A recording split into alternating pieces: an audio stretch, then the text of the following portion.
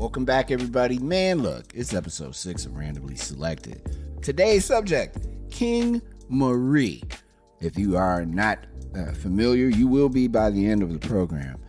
Her talent is boundless. Her family is amazing. You get a chance to get a behind the curtain look at how she creates and how she's been inspired by her brothers and her mom. I really, really think you're going to enjoy today's episode. Have fun, y'all. It's King Marie on Randomly Selected, powered by the Silver Room. I appreciate you being here. Of course. Thank you guys for having me, honestly. This is always fun to have folks come and sit in our secret location. Yeah, I love here this. In a secret neighborhood called Hyde Park. I am curious about I'm curious about you. Just how everything for you has gotten to this part. You know, people know you as DJ. Not kind of famous as a DJ either. You're well known as a DJ. Your work is solid. And then I go on Spotify and see all your singing stuff, and I'm like, this woman can blow. I appreciate that. You have a wonderful... No, I'm not just blowing smoke because you're here. You can sing. Thank look, you. if you couldn't sing, I promise to God, I'd be like, yo, look, the Right. DJing. I think you should really concentrate Stick with that. on two tables and turntabling and spinning. But how did... I had a chance to kind of get into your history a little bit, but I'd like to hear it from you. How did all of this for you start? So this has been my whole life. So honestly, I have all of this is because of my family. I was raised in a musical family, and so grateful for that. Very different from the Asian American story. I knew I was never going to be a nurse or a doctor or anywhere in the medical field. But my mom is a singer and entertainer, and that's how she came to America. She was in a traveling band and, was off, like singing to off-duty vets in, the Vietnam War and such, and then got brought to America and then traveled all over the States. Loved Chicago, had my older brothers. They're also DJs. Very formidable DJ. Very well known in Chicago, put a huge stamp on, kind of where my music taste comes from. So, it's having a mom that does, cover bands, like it's an endless amount of, disco, soul, pop, Motown, and then having big brothers that are fully, engrossed in hip hop and the hip hop community in Chicago. I had a very incredible childhood. It was a very unconventional childhood, to say the least, but I'm very grateful to have had big brothers that had to watch me, and I was being brought to house parties and sitting in the corner by the strobe light and just like taking it all in and just wanting to be just like them. And so I think the performing aspect, the entertainment aspect, the using music to communicate and just to find other people that feel the same way, it's kind of just been my whole life spectrum. So I don't really know anything other than that. I mean, not that I don't know anything other than that, but really that's just kind of where it stems from. And I feel like I was made to do this, like. Yeah. Talk to me a little bit about your brothers. I'm pretty sure at some point in the Wicker Park world, I have hung out with, or listened to them do their thing. And you talk about their influence on you, but go into that a little bit further. Was that more an influence for your? Because I imagine your mom, as a performer, that kind of influenced the singing part of you. Right. But did your brothers kind of turn you on to DJing? And Oh, of course. So, I mean, it really wasn't even in my mind. DJing was kind of accidental. So, like, I always wanted to be just like my mom. I wanted to perform. I wanted to sing, wrote poetry, made them into melodies, made them into song. And then, having older brothers that are DJs, of course, they taught me the fundamentals of DJing. And that was fun, but I never looked at it like, I'm like, oh, my brothers are DJs. That's cool. It wasn't until I moved to New York and realized, I'm like, oh, well, this could be a career. And that's when I like took it serious. And that was Tony Boy Wonder.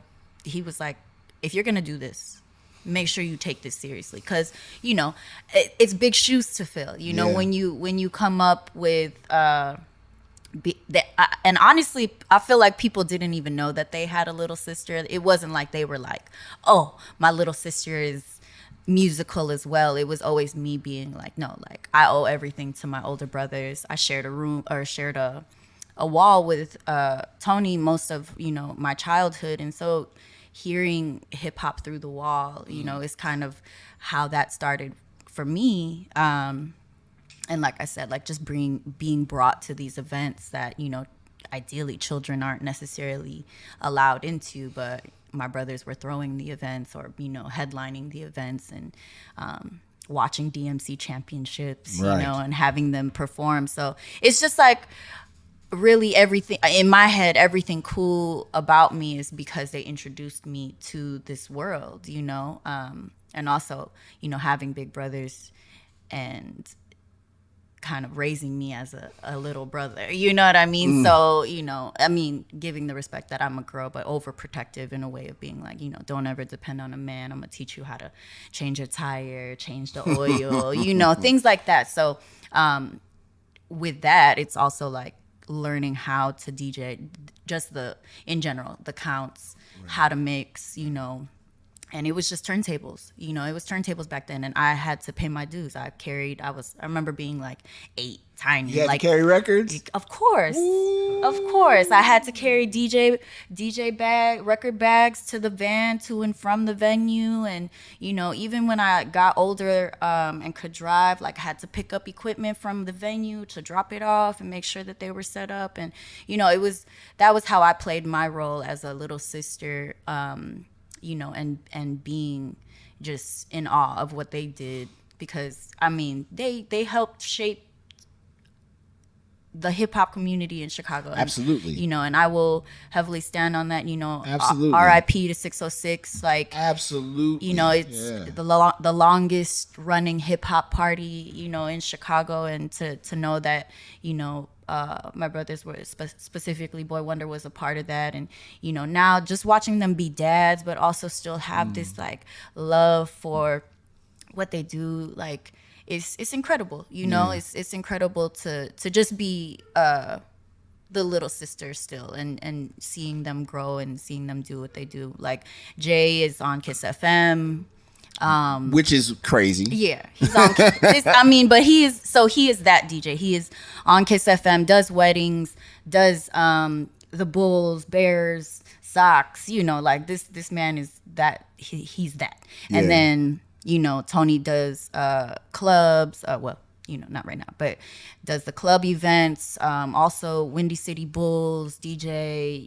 He was in the bubble recently, and just having that to see still. And it's like, we're in 2021, and obviously they are proud of me and what I do, but being able to talk about my brothers like this, and my mom and just my family in general, like, it's different. It's normal to me. Right. Like, it's normal to me. I'm like, they're cool. Yeah.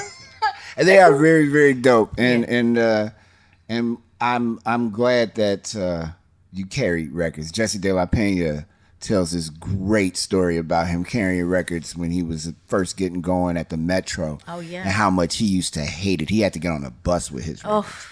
And every Real? DJ that I've ever talked with, if they say they carried their records, I have a respect for them that no offense to cats who never did, but it's something about having to pick, go through, make sure those records aren't jacked up, put them in a crate, and carry them with you to your gig, which may not be anywhere near your house. Exactly.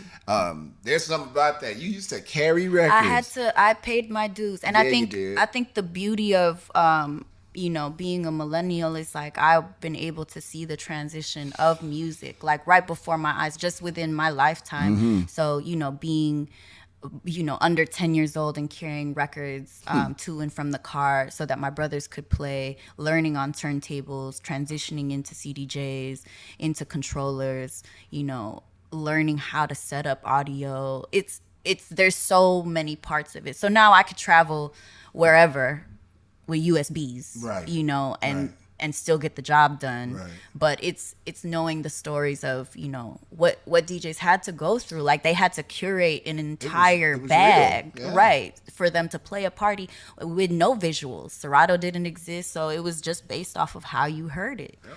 That And- made it super authentic too. Exactly. That made it super authentic. Exactly. And then one more thing about your mom. And you know, I don't have a 60 minutes staff where we all do like 6 hours of research. So it's all Yeah. me. And doing my research about your mom and how she's like just everywhere singing She's at a one point, powerhouse, just yeah. killing it everywhere. Talk to me about your relationship with your mom through your eyes as an artist, and because I already see Yeah. the influence on you being, you know, her child, but as an artist looking at your mom, is it a different kind of lens you look through? Watching, I mean, even my mom is 70 now. And so being able to watch her perform, she's still performing, you know, of course. Just, you can't take the That ain't performer gonna out stop. of, you Yeah. know. So watching her perform, I mean, hands down the best live artist I've ever been able to witness to this day. Because it's like seeing her in her prime Yeah. and seeing how she's affected and impacted people's lives. And, you know, I've had, you know, people even DM me and find old photos, you know, of their family members at my mom's restaurant while she was performing. And, you know, and just seeing something like that. And it all makes sense. You know, it all makes sense when it comes down to it, like of why I do what I do, because And please tell folks your mom's name.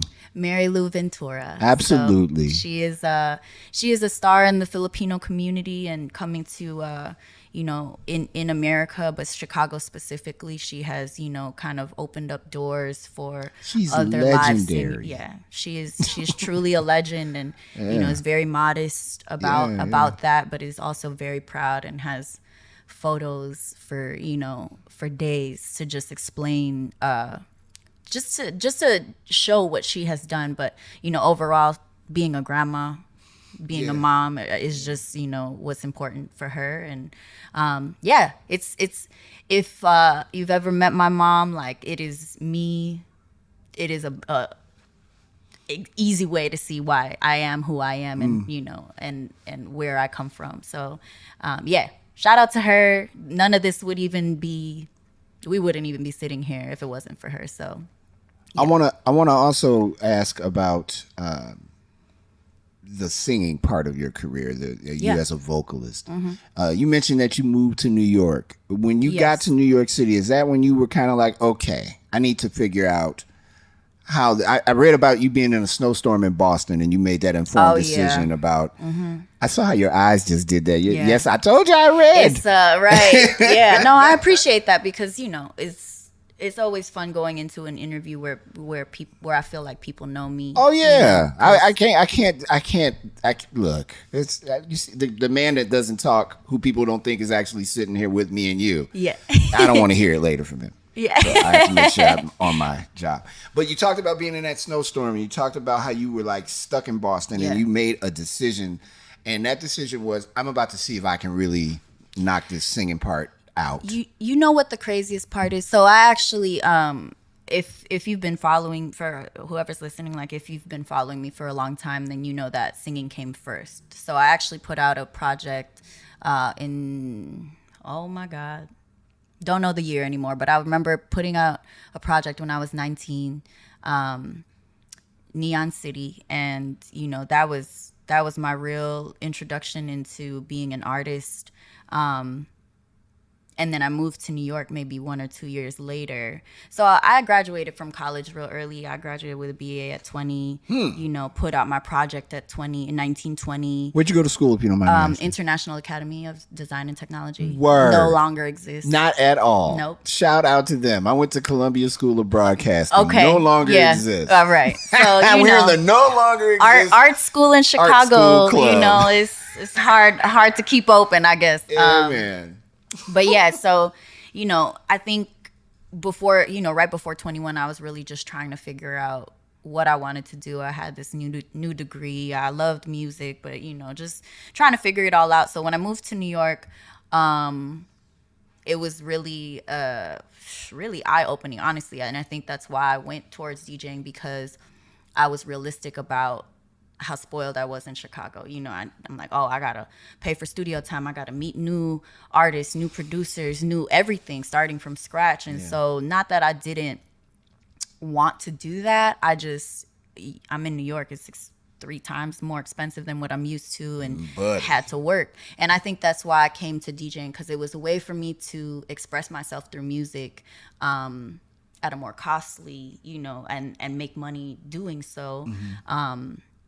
And I think that's what pushed me into that realm, filling the void of not being able to create music. And so, fast forward, so like me running with DJing obviously has been the platform for me to come back to be able to make music again.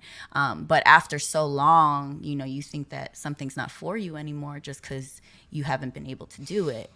But, obviously something deep within me always wanted to keep singing, keep performing. And so fast forward to me being in Boston in the snowstorm, I went to the studio and was surrounded by strangers, like not strangers, but like, basically, like one of them is one of my very close friends, and he took me to the studio he works at, and it was really just like humming like melodies over this beat and recording all the way through.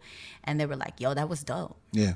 I'm like, yo, like, you for real? Like, are you sure? And they were like, yeah, like what? Like they were confused at me, how I took it, because for so long, it was, by then it's like I'm 6-7 years off of not making music. So and I've done like maybe 1 or 2 songs here and there while I was in New York, but really just didn't, thought it was over. Thought that part of my musical career was over, while all my friends are Grammy nominated, Grammy winning. It's like, so you see things go past you and you think it's over with. So when I was in that studio and having, these people tell me that they liked it, I was like, oh my God, they have no reason to lie to me. Right. these strangers, folks have no reason to lie to me. Right. So that kind of gave me the confidence I needed. And it's crazy because I just had this conversation, and, I put out the Prelude in 2019. But it's almost like last summer I had I was in a studio session again with another round of strangers, just kind of meeting other artists or whatever, and ended up writing this song and recording this song, and played it for everybody the next day. So like we were in the studio, they were working on this beat, and I was just quiet in the corner, just real, shy. I'm not a shy type, but in the studio sometimes I am. And so, I'm sitting in the corner, and like he was like, yo, you got anything to this yet? And I'm like, nope.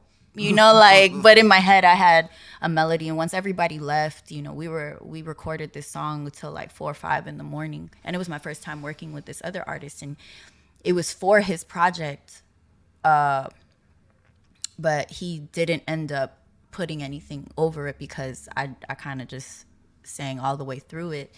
And he was like, yo, I really like this. I'm like, you sure? I'm like, man, if you like it, I love it. Like, like this is for your project. Like, I hope you like it. The next day we played it for a room full, like same people that were in the room before. And they were like, I just felt everyone's eyes like, yo, yeah, like, nah, like you said you do this, but what? Like they were just so, you actually do this, right? Yeah. And it was again that kind of experience where I was just like, man, these people have nothing to lie to me about. And I guess it was my own fear. It's been this own journey of like my own journey of me hurdling over my own fears and in belief that I do this. It's not like I don't know that I can sing or that I'm talented, but it's kind of just really believing and honing in on that. And all to say, like the next set of projects that I have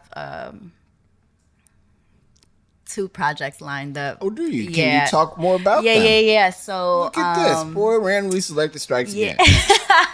Y'all get the exclusive. Y'all get the exclusive. This Yeah. We're going to have to talk to Flex about using his Flex bombs, but yeah. There we go. Perfect timing. We can add it in, right? This is good stuff. But yeah, basically I have a new project coming out. It's a tentative date, but definitely this summer, and then one later in the year. But I started rapping, y'all. So, what? Yeah, so if those stories didn't add up to y'all hearing me have some confidence and saying it with my chest, I think when it comes to artistry, obviously it's, that's a journey on its own. But when I think of my own artistry, I feel like my singing is just a introduction into myself as an artist. So yes, I DJ, yes, I model, yes, I do all of these creative things. But in terms of like musically, like I've always wanted to rap. And I think when I sing and perform, I have the energy of a rapper, but I've never put it in that kind of cadence. I love my rap voice. I love my speaking voice. So it's like, I think it all goes hand in hand. And this next project I feel like is truly me inside and out. Like for how you visually see me and assume I would sound. I kind of liked the idea of like being this soft tone singer that, wears fitted hats and hoodies and sneakers. You know what I mean? Like just because like I always love breaking the stereotype of what people think it's supposed to be like. I think that's my whole MO, honestly, even just being named King Marie. But this project, it's also me acknowledging everything that I've done, because like I said, like how my mom is modest and but there's an entire resume to back it up. But being humble is very important to me, but I also don't want to not acknowledge everything that I have done, because it is an immense body of work that I'm really proud of. So yeah, I'm finally talking my shit. So on the second half of this episode of Randomly Selected with the amazing King Marie, we talk about the creative process, what it's like to create before a pandemic and what it's like to create during a pandemic. The thing that stood out to me the most is the fact that she is very, very smart about how she wants to be perceived and how she creates. I think you'll pick up on that too. It's King Marie on this special edition of Randomly Selected. Top of 2019, literally January 1st, 2019, I was like, okay, like had to have a full conversation with myself. Like, it's not a problem. I don't think, and this is just my assessment of myself, but I don't think that I had an alcohol issue. Yeah. I think that the issue was that it was too accessible. In my industry alone. Yeah, I was going to say, being in that environment you were in, it was a lot of the availability, I can imagine, was ridiculous. Yeah, if you think about it, it's like, okay, if I have 5 gigs a week, I'm in a place that sells alcohol that many times, part of my work, and then working X amount of hours in the same regard, everyone comes to see you, is offering you a shot. Some places having a bar tab is part of how you get paid. Yeah.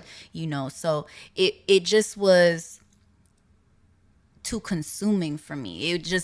And then I'm just such a person that's huge on self-discipline. So that's why, me having the conversation with myself, it was like, okay, what do you really want?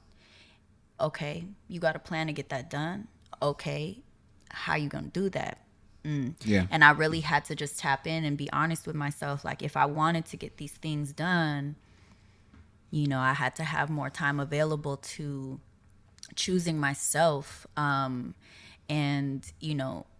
it kind of just put in perspective in regards to, when I have some free time, I fill it with drinking alcohol, and which is never good. It can be, like, Honestly, it can be. I've had incredible memories and experiences, with the people that I love over drinking good and eating good. Yeah. I believe that there's a balance in everything, right? And so I was sober for a year and a half, and then boop, 2020, so 2020 who happened. didn't get hit over the head by 2020? Exactly. And I tried as long as I could, and I got to maybe, I think, June. I flew to LA. I spent most of 2020 in LA and made this rap album in LA. And really, I just wanted to make sure that if I was going to drink again, that it was a decision I was okay with. And that I came into the conclusion of, all right, we're going to do this. We're surrounded with people that we love. This is a good choice.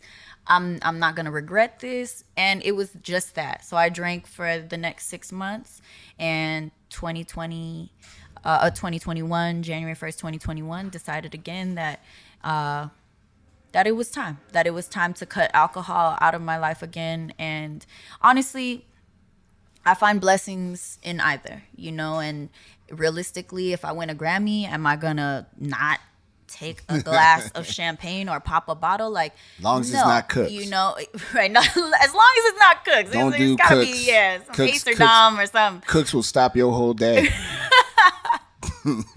Or make you stop drinking altogether again, right? It almost worked again. Right. The Cooks is the devil. Don't do it. Just run. You see Cooks somewhere, you like, oh, yo, I gotta go. Other way, right? I'll have some water. You got some spring water in right. There? But it's given me mental clarity. I think also why I stopped again was because I I didn't have control over my emotions, which I didn't enjoy. I truly was just from this spectrum to this end of the spectrum and everywhere in between. And I don't like when I'm a Virgo, so I don't like when I don't have a handle on things. Yeah. And I think that's why I knew that I had to cut out alcohol just for my own well-being. And I think it's a part of having the self-awareness and being able to, look at yourself in the mirror and say you don't like these things about yourself, and coming up with a way to make it work in your favor. And so, for me, I do better when I'm not drinking. And I know that. And it's always so hard. I was just in New York and celebrating with some friends, and I was the only person who was not inebriated. And I guess like towards, the end of the night, it's so difficult because most of the time it doesn't bother me. It does not bother me to be around people that are drinking, and I hope that they don't feel the same. They feel the same way. But in times like that where it's like, I probably could have left about 4 or 5 hours earlier, because then it just got frustrating for me to be, just. Because I dare not try to act like I don't drink.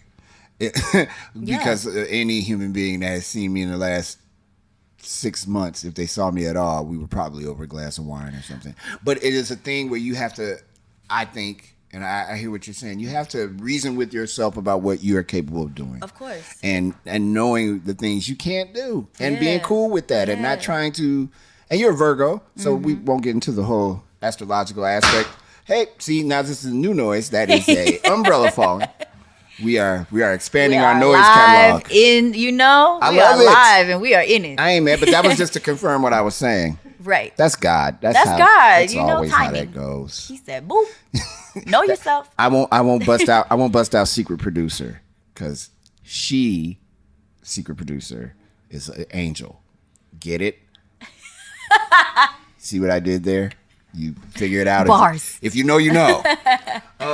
But the idea of being able to control, I think we get into a thing, especially for people who are in a certain industry, in the music industry or in the service industry. You get to a point where you're like, I got it. I can do this. It's accessible. Yeah. I'm not worried. I got this. Until you don't have it anymore. I think being able to give yourself the grace to say, I need a break, is one of the most powerful things that a human being can do. Not just if it's not with anything. From whatever. Just say, I need to not, for a minute, I have to find me again just to catch up. It's the whole thing of reminding yourself who you are. Exactly. Like, hold on a minute. You know, I know who I am. Yeah. Yeah. Honestly, so I Decided was written at the top of my sobriety. And that was it's you know, the listener can take it as, you know, whatever is toxic. It sounds like a bad love story or whatever, or a bad, you know, heartbreak, but really it was me taking back my power in regards to owning who I am and deciding to not drink anymore. That's a powerful choice. Yeah. It's harder to say no. It's really hard to say no, and I think I was just telling somebody else, it's like, for me, it's knowing that I got my word. If I don't have my own word, then what do I have? Exactly. You know, if I say that I don't drink, then I don't drink, you know? And honestly, it weeded out a lot of foolery too, because it was like, that's really all people have to offer at some points, which is, you know, cool, but I want a deeper level of understanding. So it's like, if we can only link up to drink, Right. then what do we really have? Yeah. And so for me, it's like, okay, I'd rather link and do a workout. I'd rather link and make some music. I'd rather link and create something beautiful and help change the world. And so for me, I'm just so laser focused in on the positivity in my life that, you know, I don't even have it in me to waste some hours on being drunk. So Yeah. that's just me. But that's me. You know, it's not the right way for everybody. So, But you know, the thing about influence, you never know who you're influencing. Right. When people hear you, Yeah. and if they happen to hear this interview, they'll be like, "Oh wow, she did that. I can do that." Talking to Dave Kelly, Cap D from All Natural, one of our earlier episodes, his conversion to Islam had a direct effect on him being able to do a show where they served alcohol. That was a real thing for him. Wow. And not just for him, as we talked about in the interview, that was a real thing for the people who came to an All Natural show, because we had Sub T, Subterranean for you folks who aren't in Chicago, Sub T in beautiful Wicker Park. Didn't used to be Sub T. That's another show. When you go to an All Natural show in 1994, 95, you know, the first... And if it's All Natural, let's say All Natural in Pacifics. If it's All Nat in Pacifics, the Pacific show is when the bar will be open. Or he had to, like, just in his head after a while just say, I'm going to have to be cool with what venues do. I can't do it. I don't do it. I'm going to do my thing. And so, yeah, I mean, yes, I can confirm for you that it is okay. Yeah. Either way. I just think that it's all discipline at some point, right? Honestly, Islam plays a heavy role in my life as well. So we're also in Ramadan, so I'm also fasting right now. But yeah, I think whatever works for you is the right thing. You know, I don't think that there's like heavy rules on how to live life, and you don't know until you try. So it's really just getting through the stages of life and understanding what works in your favor and what doesn't. I don't want to get Roundhouse kicked. Talk to me about Classic Studios and the One Take series. Oh, yeah. So Chris Classic is one of my best friends since second grade. Nice. So it's been a long time coming, but also Filipino owned. They are now on the third location of Classic Studios. But if you have been with us since the basement, you know, in his pop's crib, then you've been your family basically. But yeah, they started the One Take series last year, and I think it was a way to, you know, still have artists perform during quarantine and have, you know, recorded visuals of what we do. And I think if 2020 taught me anything, it's, you know, being able to have the visual representation, not just as proof that it happened, but, you know, more so of, you know, knowing that we might not have the chance to do it live again, you know, and life is short, and, you know, try and take as many photos and pictures with people that you love and create with and etc. But create those moments. Exactly. You know, I was like, wow, I took all these gigs for granted, you know, Yep. like small Yep. to large to big stage to whatever it is. Like I miss it so much. And Same here. for anybody that's, you know, an entertainer or just an artist and not having a platform, you know, it's stifling. It's, you know, it's not made to not be shared. So the One Take series was an incredible way to have artists kind of still have a platform and perform. And I was able to do it with my band. Shout out to the band. These gentlemen, you know, hopped out of quarantine for me specifically. And, you know, we were masked up and, you know, 6 feet separated and you recording in a different recording space to practice. And the setup for that, so it was the first time we did a one take was done with a band. So just setting up and plugging everybody in, you know, so that they could record correctly took like 3 hours, like then the actual performance, you know. And then I was able to step in at the end to get, you know, sound checked, and then we just started.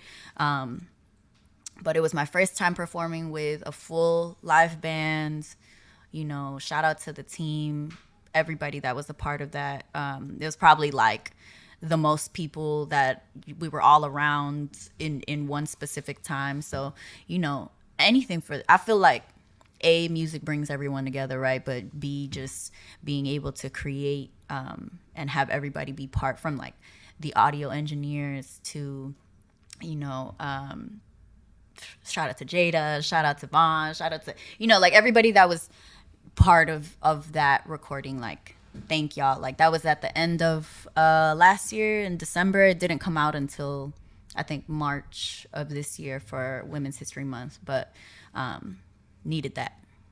Definitely needed that. I think as well the whole idea of 2020 being a just a horrible year. Mm-hmm. It was just awful. It was awful. But even in that awfulness, with all the loss and everything, there were silver linings. Always. For sure. Always, yeah. Everybody had to pivot. If you were an Yeah. artist in particular, your pivot was super strong because, one, you couldn't tour. Right. You had to like, okay, what am I going to do? Am I just going Yeah. to make some music? Am I Yeah. going to... Luckily for you, you were able to fall back on making sure that your Yeah. was straight. You Yeah. know what I'm saying? And then there was Twitch, and you had all these DJ people doing DJ events online, and it was just a major pivot for everybody. But now that pivot is over as a result of all that. What I got you here, and I have to ask. There has been an unusual amount, and I'm just talking to you, not you as the artist. Just being a citizen of the world. There's been an unusual amount of just, the energy is so weird. Yeah. And it's just a lot of violence and a lot of just hatred and a lot of this and a lot of that don't really jibe with how we should live. Yeah. The Asian community, the Black community, the Latino community, everybody has been getting their fair share of a chance to share this terrible pie. Yeah. This shit pie that we're forced to eat, Right. called racism and weird policing and Trumpism and all this stuff. And I'm not asking how that affects your music, because I imagine the stuff that's coming out in this next maybe 5 or 6 years is really going to be all about 2020 and just how we were as a world dramatically affected. But you see this stuff. People come at you sideways if they don't know who you are. Right. You know, how do you see this developing? I guess is the way that is the best way to put it. How do you see this not just developing, but how do you see this coming to a conclusion where we can get a little bit more on the other side of that energy? Yeah, I mean, I don't know if there's going to be a conclusion within, you know, our specific lifetime, but I think the whole point of this is to be able to, we're here for a reason. So if I'm not using my voice or me as an example, then what is the point? You know, so I think really, you know, just like anybody else, we just learning as we go. And I think a lot of where the hate comes from is misplaced anger and being misunderstood. And it's really just white supremacy at the bottom of it. Oh, yeah, but, pretty much. That's kind of like, you know, right. everything. Yeah. If you really want to do that, the root. if we gotta say it. I mean, but I have no problem saying white supremacy. Say it a lot. White supremacy, yeah, white supremacy, right. white supremacy. It's there. That's where it starts, and it's unfortunate, but it's being able to. There's a lot. It's clearly just showing. If there's anything that I'm grateful for, it's showing who is for and who is clearly as on camera is showing who is for people and who is not.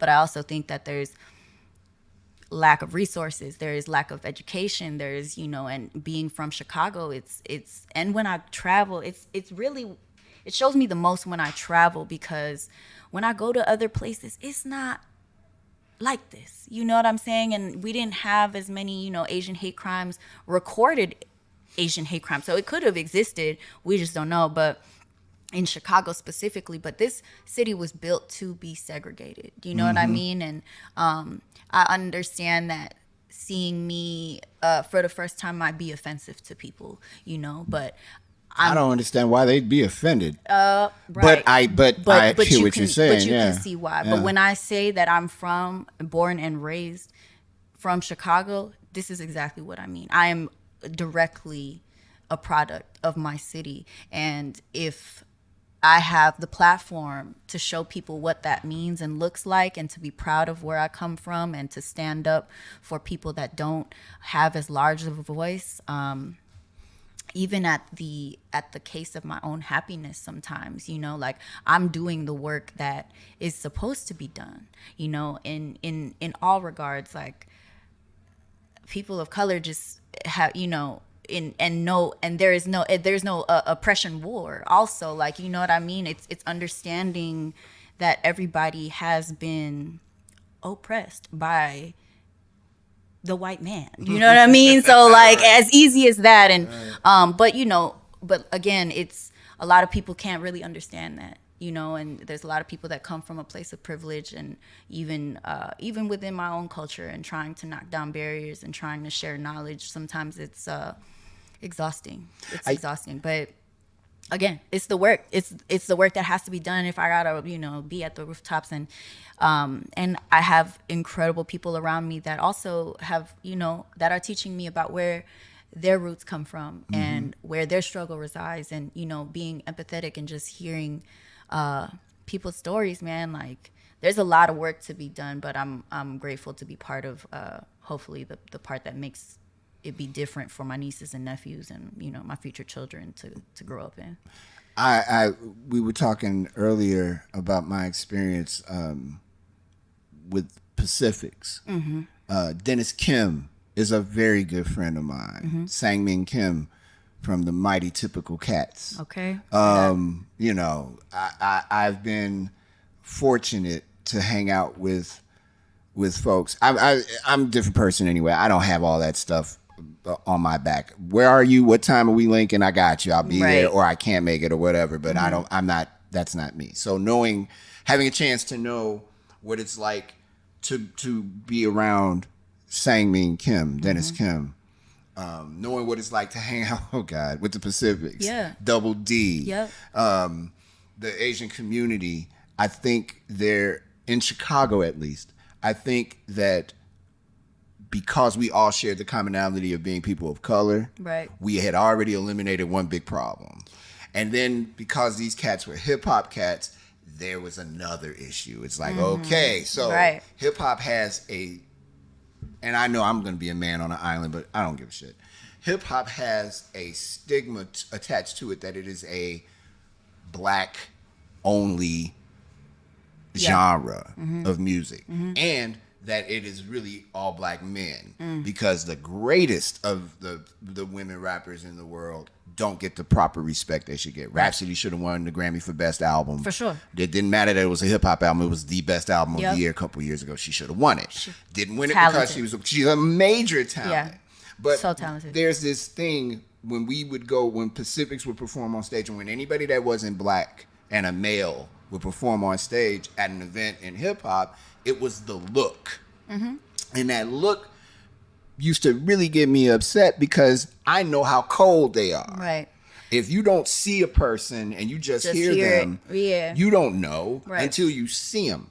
And then when you see them and they do their thing, you're like, oh, that was dope. And I think when we start to get to the point where we're able to take that and take that out of the equation, when we start thinking about how people are, I think then we get for sure to that place. Yeah. But anytime I've ever seen Dennis Kim perform a poem or a rhyme, it is amazing. Right. And I'm not thinking about him being Korean.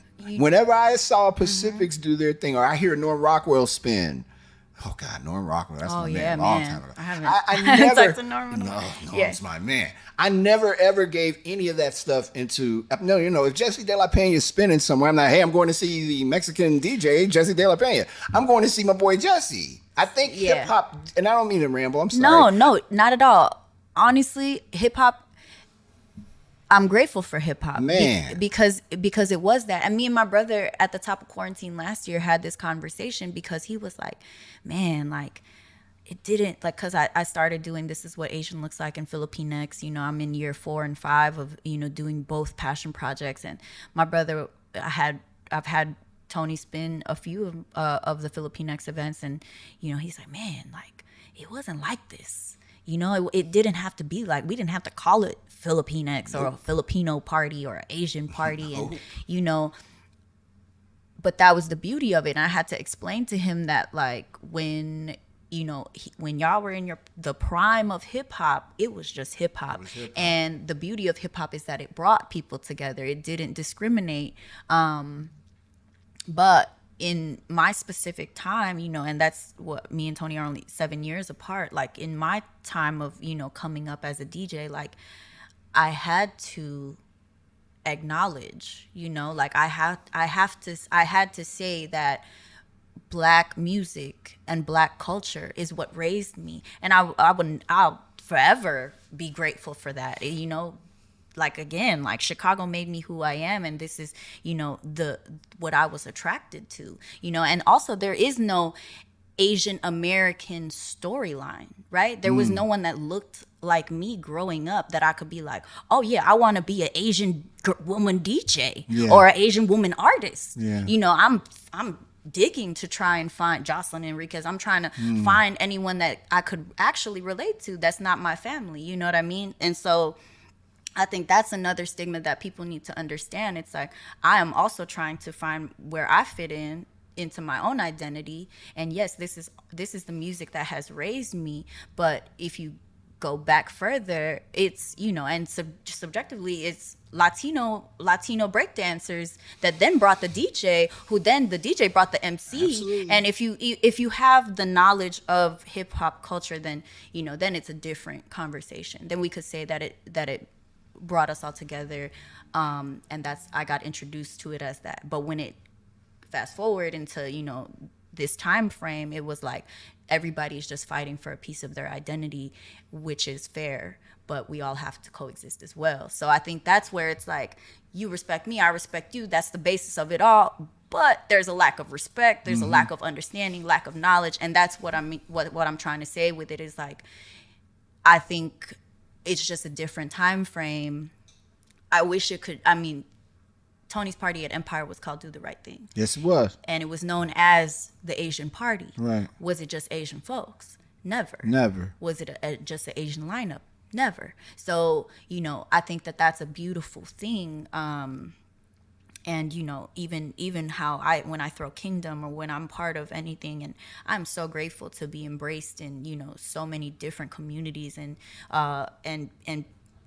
same, that I'm able to create opportunity for people that I love, that I think are talented and believe in. And, and now I'm a young OG, like I've come to the place where I'm like, yeah, I'm a young OG. I'm part of the city, and seeing now Gen Z people throw their own events and, be duos, DJ duos. And, like that didn't exist before, but I'm grateful that, knowing that I did my part in turning it over to, the next round of folks that are going to keep it moving. 606 can't run for 50 years. I mean, it could, but it's like, the people that started it are all, they're all trying to be parents, you know what I mean? So it's like they can't be out till 4 a.m. trying to get drunk and, you know. Oh, they could try. They could try, but it's, you know They what, could try. right? The next day, hey, let me The tell next you something. 2 days, you know. Take it from someone that Great. knows if you kick it too hard at the age of 50, whatever, It's gonna kick you those back. next 3 days are like, remember what you did 2 days ago? Right. I'm going to remind you. Why don't you stand up? Why don't you stand up? You know, just stand up for a minute. Yeah. Try standing up. You know, I so appreciate having a chance to talk to you. Thank you so I am much. really, Yeah. really excited to hear this new stuff that you're doing too. Give my best to your brothers. I will. And if you run into any of those Pacifics cats, I will. or especially that Double D, Yes. you tell I will Dave send DeMano I will said, send him a text right after. tell him you met me Yeah. today and you let him know I said I love you, Dave I DeMano. will. That's my brother. Oh, Mine too. good That's Lord Almighty. Everyone's cool, yeah. Again, Yeah. there are many stories I can't tell. We would all be in jail because Oh. Dave DeMano has engineered some very wonderful hijinks. Mm-hmm. Thank you Good so for that. much Thank for you being guys on for having Randomly me. Selected. Really appreciate it. Appreciate y'all. Thanks for listening to Randomly Selected, powered by the Silver Room. King Marie, we really appreciate you being with us, and thank you. And I will definitely be making sure that I stay abreast of all things King Marie moving forward. Love that voice. Great conversation, too. Very nice woman. The next episode 7, though, man, listen, Rhyme Fest is in the building. We get a chance to have a very interesting conversation with one of the more prolific cats in music. Long time buddy of mine and a really, really cool brother. And I think you're going to find that conversation interesting too. At least I hope you do. Thanks for listening to Randomly Selected, powered by the Silver Room. Please tell your friends, subscribe to this show. And you can get Randomly Selected and Sound Rotation wherever you get your podcasts. Have a great, great time until I see you on the 1st with Rhyme Fest. Peace.